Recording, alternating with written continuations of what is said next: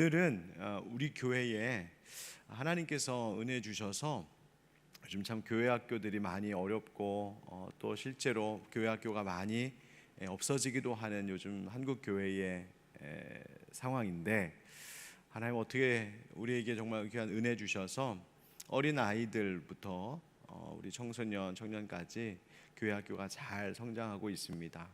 그 가운데 제일 어린 아이들, 영유아부 아이들, 얘네들은 그냥 보기만 해도 행복하고 앞에 나와 서기만 해도 행복하게 하고 즐겁게 하는 귀한 영혼들인데, 우리 그 영유아부 아이들을 담당하시는 목사님 오늘 말씀 전해 주시겠습니다. 우리 교회 벌써 부임하신 지가 이제 반년이 훨씬 넘었는데 이제서야 또 이렇게 강단에 모시게 됐습니다.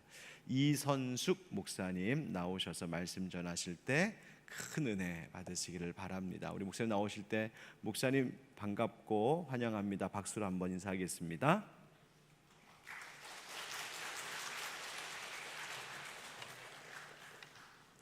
네, 방금 소개받은 이선숙 목사인데요. 저는 저희 교회 최강 귀염둥이 꿈땅 영유아부 아이들하고 행복한 사역을 하고 있는 중에 있습니다. 너무 즐겁고 행복합니다. 네, 그리고 오늘 또 이렇게 수요 예배 때 말씀으로 함께 은혜를 나누게 되어서 굉장히 기쁘고 감사한 마음입니다. 오늘 본문 말씀 제목이 뭐냐면 내가에서 내가로라는 제목으로 말씀을 나누려고 하는데, 제목이 좀 생뚱맞고 좀 엉뚱하게 들리지 않으시나요? 함께 좀 풀어보면서 이야기를 나누도록 하겠습니다. 1980년대에 아련한 감성을 준 그 듀엣이 있습니다. 이 전설적인 듀오 이름은 시인과 촌장인데요. 시인과 촌장 3집 앨범에 수록된 가시나무라는 곡이 있는데, 이 곡은 조성모라는 가수에 의해서 다시 리메이크 되어서 불려져서 많이들 알고 계실 거라고 생각합니다. 노래 가사를 조금 소개하면 이런데요.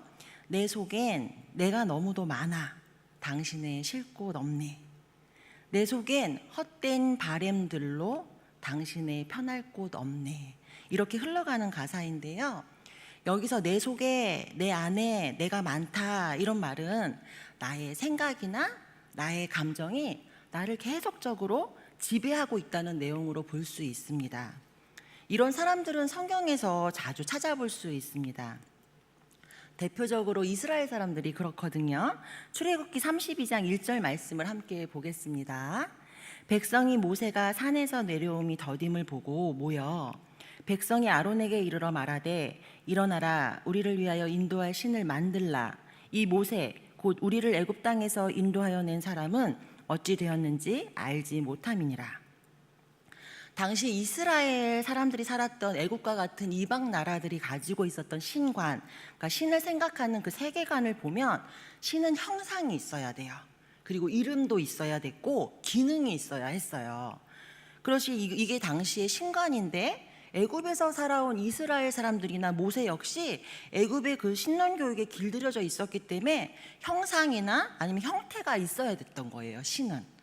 그래서 그들은 자신들이 옳다고 생각하며 신을 만들라고 아론에게 말하는 장면이 오늘 32장 1절입니다. 본인들은 그렇게 배웠으니까 그게 맞다는 거예요. 뿐만 아니라 모세는 산에 올라가서 더디 내려오니 더 이상 기다리는 것은 안 된다고 생각합니다.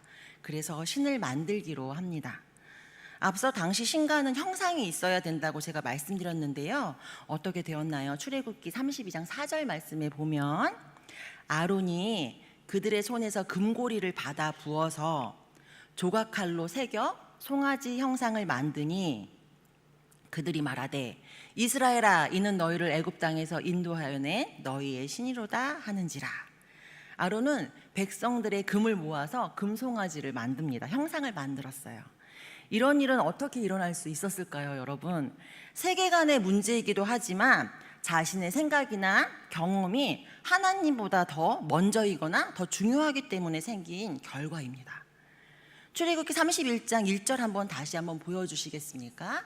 말씀을 한번 띄워놓고 저희가 한번 볼 건데, 눈은 앞에 있는 이 말씀을 보시고 제가 이 말씀을 좀 바꿔서 한번 읽어볼게요. 귀로 한번 들으시면서 눈은 이 말씀을 한번 따라와 주시면 됩니다.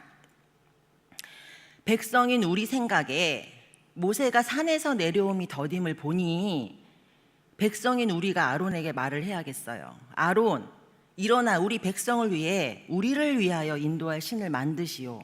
우리가 보니까 우리를 애굽 땅에서 인도한 모세는 어찌 되었는지 알 수 없잖소. 그러니 우리 생각에 당신이 신을 만들어 주는 것이 마땅하오. 우리 백성이라는 말로 시작해서 우리 백성 이런 말로 제가 끝을 맺었는데요. 아론은 어땠냐 하면요, 모세가 산에서 내려와 아론에게 화를 내면서 어찌 이런 범죄를 저질렀냐라고 묻자 아론은 이렇게 대답을 합니다. 24절에 보면 그냥 금이 있는 자들한테 빼라 그랬고 내가 불에 던졌더니 금송아지가 나왔다, 이렇게 대답을 해요. 이들의 대화를 주목하면 내가, 나를, 우리를, 그들이, 이게 모두 주어이고 목적어예요. 하나님께서, 하나님을, 하나님이라면, 이런 말은 도통 찾아볼 수가 없습니다. 그런데 놀랍게도 방금 읽어본 그 출애굽기 32장 앞에 전체 내용을 보시면 알겠지만 10가지 재앙을 통해서 하나님께서 홍해를 건너게 하시고 그리고 출애굽을 시키셨어요. 또 마라의 쓸물을 하나님께서 단물로 만드셔서 먹이셨고 하나님께서는 배고픈 이스라엘 사람들에게 만나와 메추라기를 주셨습니다. 그리고 19장에 이르러 시내산에 이르렀을 때 하나님께서 모세에게 이스라엘 자손에게 말하라고 하는 말씀은 딱 이거였어요. 19장 4절과 5절입니다. 나 여호와 내가 애굽 사람에게 어떻게 행하였음과 내가 어떻게 독수리 날개로 너희를 업어서 나에게로 인도하였었던 것을 너희가 보았느니라. 세계가 다 나 여호와께 속하였으니 너희가 내 말을 잘 듣고 내 언약을 지키면 너희는 모든 민족 중에서 내 소유가 되겠고. 하나님의 내가를 선명하게 말씀하시고 계시는 것을 볼 수 있습니다. 그러나 출애굽기 사건과 하나님의 이 말씀 그리고 19장의 말씀 이후에 참담하게도 이스라엘 백성들은 내가인 우리로 다시 돌아가서 금송아지 신을 만듭니다. 우리 생각, 즉 자신들의 생각이 맞으니까 그렇게 행동한다는 거예요. 앞서 소개한 그 가시나무에 내 속에 내가 너무도 많아라는 첫 가사가 절로 연상되지 않으십니까? 내가 애굽에서 배운 신관, 기다리지 못하고 참지 못하는 내 마음 등 내 안에 너무나 내가 가득해서 하나님이 들어올 자리가 없어져 버린 겁니다. 최근에 금값 시세를 제가 열어보니까 한 돈에 40만 원이 훌쩍 넘는 가격에 거래가 되고 있더라고요. 꽤나 좀 비싼 몸값을 자랑하고 있는 것을 보았습니다. 우상인 신만큼은 예나 지금이나 꽤 좀 비싸고 그럴싸한 것으로 만들고 싶어하는 사람들의 심리가 담겨 있지 않았나 이렇게 생각해 봅니다. 그런데 우리 하나님 어떤 분이신가요? 인간이 정하고 틀에 넣을 수 있는 분이 아니세요. 어쩌면 우리의 언어, 지금 제가 하는 이 언어의 표현에도 다 표현이 안 되시는 너무나 놀랍고 위대하신 분인데 이스라엘은 그런 하나님을 자신들의 생각이나 자신들의 신으로 만들어서 내 속에 내가 너무 많다라는 것을 자꾸 여실히 드러내 보이고 있습니다. 결국 이것을 다른 말로 표현해 본다면 순종과 듣기를 잃어버린 결과입니다. 하나님이신 내가에서 나의 내가라는 주체로 딱 바뀌었을 때 결국 그냥 스스로 무너져 버린 거예요. 하나님이 무너뜨리신 게 아니에요. 스스로 그냥 무너진 거예요. 내가 이랬지 이 말 때문에 스스로 무너지고 순종과 듣기를 잃어버린 것입니다. 내가에서 내가로라는 오늘 설교 제목에서 느끼실 수 있겠지만 앞에 있는 내가는 영어로 I, 나이고요. 뒤에 오는 내가로는 God, 하나님이세요. 내가라는 나에서 하나님인 나로 먼저 바뀌어야 한다는 거죠. 하나님의 말씀이 먼저인 걸 알아요. 이스라엘 사람들은 그런데 순간순간 나인 내가를 먼저 자꾸 앞세워서 말을 해요. 하나님께서는 꾸준히 내가 명한 것을 너희가 지키면 내가 너희를 독수리같이 업어서 이끌었다 이렇게 말씀하시고 계시는데도 이스라엘 사람들은 자꾸 바뀌어요. 예수님 시대는 어땠나요? 이스라엘 사람들은 누구보다 하나님에 대한 열심이 가득했던 사람입니다. 부정할 수 없고 부인할 수 없죠. 그러나 그 열심은 자기의 의를 세우려는 의의 열심이었습니다. 그렇기 때문에 그들은 예수님을 인정할 수가 없었습니다. 왜냐하면 그동안 자신들이 했던 그 율법의 의의 행동을 모두 포기하라는 내용이잖아요. 자신들이 볼 때는 그 안에는 사람들이 자신을 부러워하고 우러러 보는 거, 또 동경하고 본인들이 명예를 가짐으로써 스스로 자랑스러워하는 것들, 이런 것들이 상당 부분 자신들의 삶 전체를 차지하고 있었기 때문에 이것을 포기한다는 것 절대로 쉽지 않습니다. 극단적으로 누군가 여러분에게 와서 지금 당장 집과 명예, 그리고 당신이 자랑하는 무엇 생각 뭐 이런 걸 다 내려놓고 나를 따르십시오 라고 한다면 정말 이게 말이 쉽게 내려놓고 행동으로 옮기는 게 가능할까요? 저한테 비춰봤을 때 저는 그럼 나의 그동안 행동이나 이런 것들 다 부인해야 되는 거니까 저는 정말 쉽지 않았습니다. 아무리 생각해봐도 저는 안 될 것 같다는 생각이 들었어요. 이처럼 모두 저마다의 이유로 쉽게 자신들의 나인 내가를 내려놓지 못하는 것이죠. 그래서 이스라엘 사람들 역시 그렇습니다. 선민이라는 우쭐거림의 마음, 하나님에 대한 자신들의 열심을 내려놓는다 쉽지 않았습니다.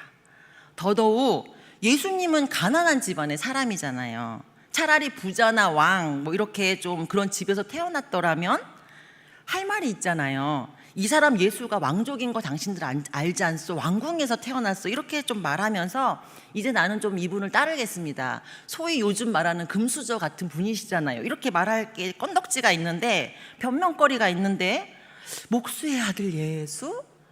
나사렛 동네? 별 볼 일 없는 거예요. 자신들의 생각에, 자신들의 수준에는 상당히 미치지 못하는 분이 예수님이셨어요. 누구보다 천하고 낮게 오신 예수님을 받아들이고 믿기에는 내 안에 생각이 너무 많았던 거죠. 그것을 내려놓기에 너무나 내 안에 내가 가득한 거예요. 내가 이런 사람인데, 내가 이렇게 했는데, 내 생각에 이게 맞는데, 오랜 시간 우리 선조들은 이렇게 했으니 당연히 내가 이렇게 하는 게 맞지, 내가 체면이 있지, 이런 마음들이죠. 가시나무 가사처럼 내 속에 헛된 바램들이 가득하니 예수님이 편하게 주인이 될 자리는 없습니다. 메시아는 이런 분이다. 내가 생각하는 그 기대감, 사람들에게 인정받는 것, 아닌 척하면 슬그머니 잘난 체하고 싶은 교만함, 이런 바램이 너무나 마음에 가득한데 사실 이게 다 헛된 거잖아요. 한마디로 내가 우상이 되어버리니 하나님을 찬양해도 높여드리기가 되지 않는 것이었죠. 우리는 거짓되고 헛된 것을 숭배하는 것을 우상 숭배로 알고 있습니다. 방금 출애굽기 말씀을 통해서도 그렇게 보지 않았습니까? 금송아지를 만들어 우리 이스라엘의 신이다 이렇게 하는 모습을 우리가 보았잖아요. 또 아까 제가 금값 얘기를 잠깐 드렸는데 우리가 사는 이 시대는 물질 만능주의라든지 금수저라든지 중독, 일 중독, 마약 중독, 인터넷 중독 같은 중독 같은 것만이 우상 숭배이며 이 시대의 바알일까요?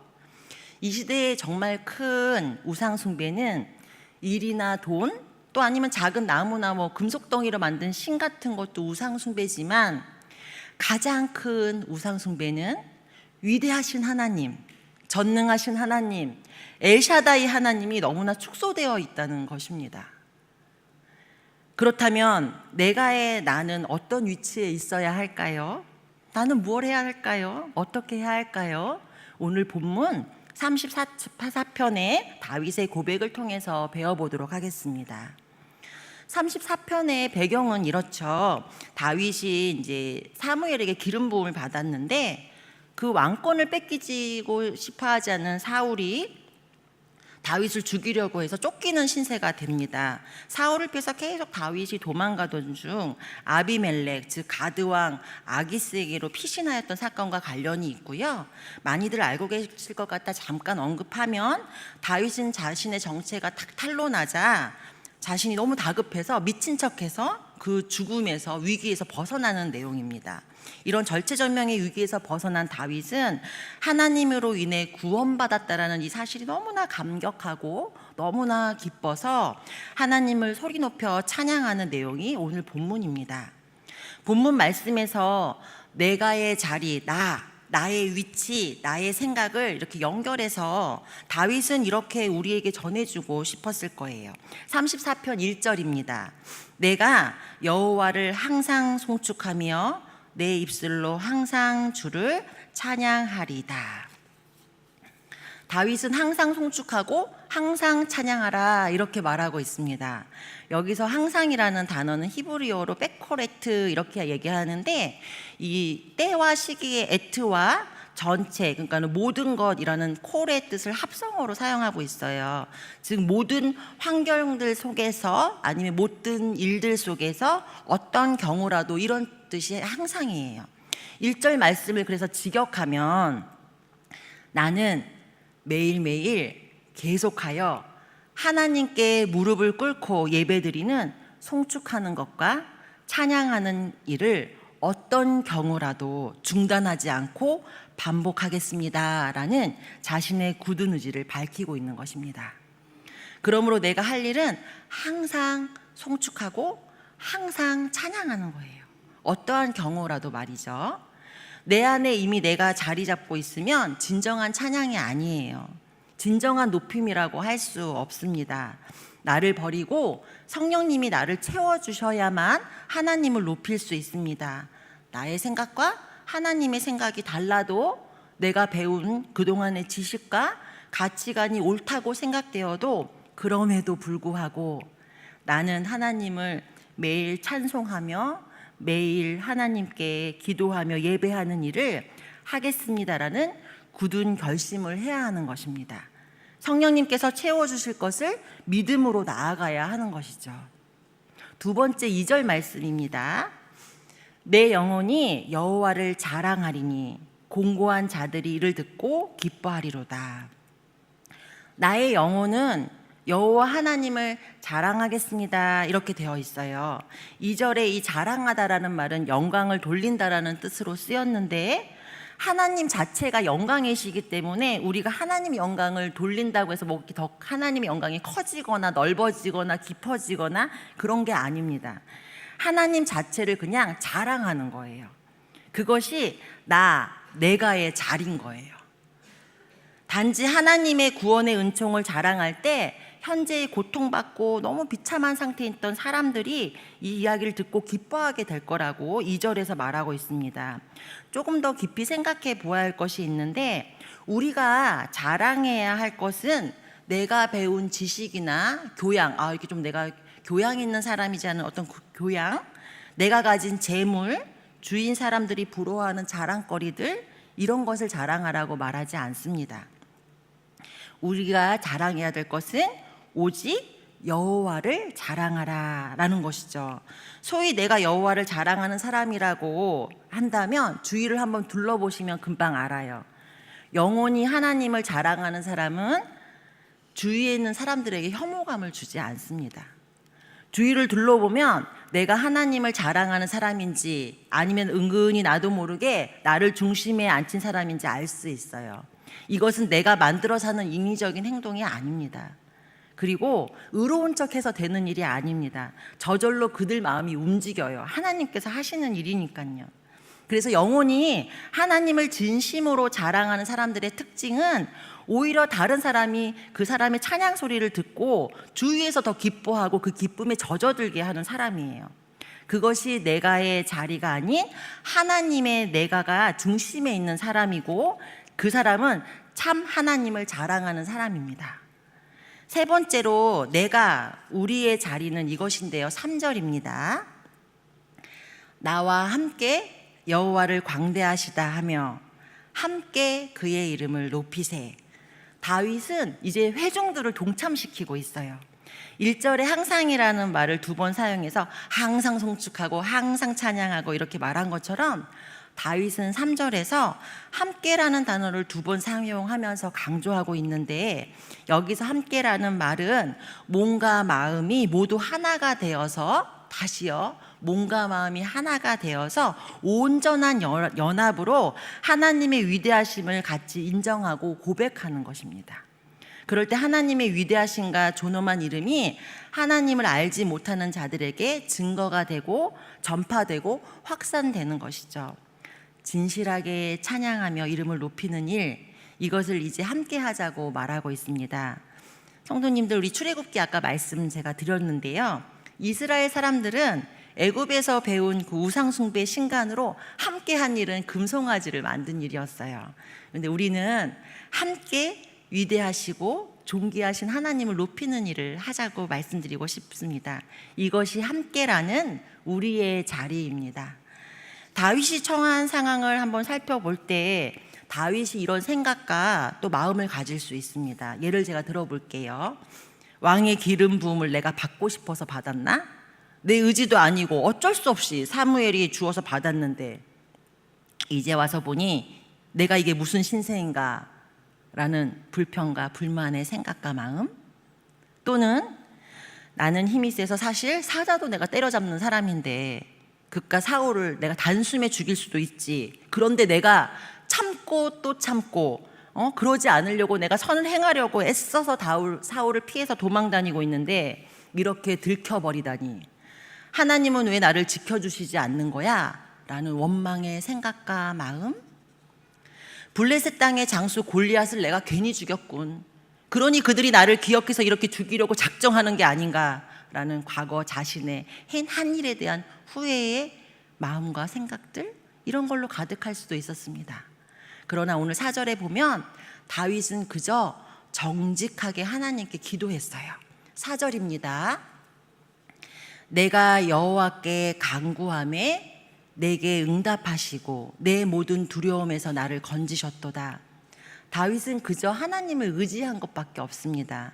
위에 제가 열거한 자신의 생각과 마음을 내려놓고 자신이 처한 극한의 공포와 두려움, 자신을 몹시도 불안하게 하는 이 마음을 그냥 정직하게 고백한 거예요.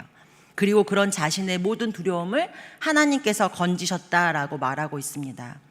나의 생각이 맞다고 주장하고 싶을 때, 도저히 지금 상황이 나의 생각으로는 이해가 되지 않을 때, 그때 나를 정직하게 살펴보며 하나님께 아뢰어야 합니다. 하나님, 이 상황이 이해가 되지 않아 답답합니다. 또는 두렵습니다. 슬픔입니다. 괴리감이 듭니다. 불안합니다. 자꾸 좌절됩니다. 자존감이 무너집니다. 등 자신의 정직한 마음을 하나님께 올려드려야 합니다. 오늘 읽지 않았지만 시편 오늘 본문 말씀의 18절과 19절 말씀인데요. 한번 들어보세요. 여호와는 마음이 상한 자를 가까이 하시고 충심으로 통회하는 자를 구원하시도다. 의인은 고난이 많으나 여호와께서 그의 모든 고난에서 건지시는도다. 아멘. 의인은 고난이 많지요. 하나님을 경외한다고 해서 인생이 편하게 되거나 고통을 맛보지 않게 될 거라는 기대는 옳지 않습니다. 그러나 나의 문제를 뛰어넘으시고 나의 생각을 뛰어넘으시는 그 위대하신 하나님을 우리가 의지할 때 하나님께서 여러분의 근심과 괴로움의 생각을 걷어가시고 확신과 충만함으로 채워주실 것입니다. 출애굽기 32장에서 이들은 자신들의 생각을 주장하면서 그렇게 이스라엘 사람들의 우리가 모습을 봤다면 오늘 본문 34편에 내가는 하나님을 바라보며 취해야 할 우리의 자세와 생각을 담고 있습니다. 사랑하는 성도님들, 어떤 경우라도 항상 하나님을 찬양하며 송축하기를 원합니다. 나의 영혼이 하나님만 자랑하기를 원합니다. 그리고 우리 함께 하나님을 높이기를 원합니다. 그리고 고난에서 건지실 하나님을 확신하며 기도하기를 원합니다. 우리가 이것이 피차 동일한 고백이 되기를 간절히 기도합니다. 시편 34편은 구원을 주신 하나님을 감격하면서 드린 다윗의 노래라고 제가 말씀드렸는데요. 구원이라는 단어를 딱 떠오를 때 생각나는 분이 계시죠? 예수님이시잖아요. 예수님 모습을 좀 보면서 또 찬양 가사를 좀 보면서 마무리를 지으려고 합니다. 예수님도 자신을 비워서 종의 형체를 가져서 오셨습니다. 그리고 하나님을 높여드렸어요. 이미 하나님이신 예수님이셨어요. 하나님이시잖아요. 근데 내가라는 자리를 버려버리셨어요. 하나님의 자리를 버리셨어요. 그리고 낮은 자리에, 그것도 종의 형체로 와서 십자가에 죽으셨기 때문에 그 십자가 사랑에서 예수님은 내가 죽은 것이 그대로 나타나며 대속을 감당해 주셨습니다. 그게 예수님의 내가에서 내가로였어요. 여러분, 어떤 내가에서 내가로의 고백이 있으신가요?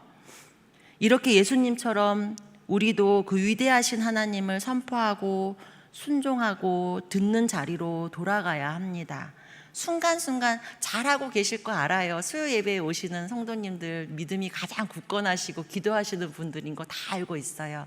근데 순간순간 이런 마음들, 순간순간 바뀌는 나의 생각들이 있잖아요. 그럴 때 다시 듣기와 순종의 자리로 돌아가자. 성축하자. 예배하자. 하나님만 자랑하자. 내 영혼아. 그리고 함께 주위 사람들과 우리 소리 높여 하나님을 높이자. 나는 이렇게 확신하며 기도할 거야 라는 마음으로 다시 하나님인 내가를 생각해 보는 우리 성도님들 되셨으면 좋겠습니다.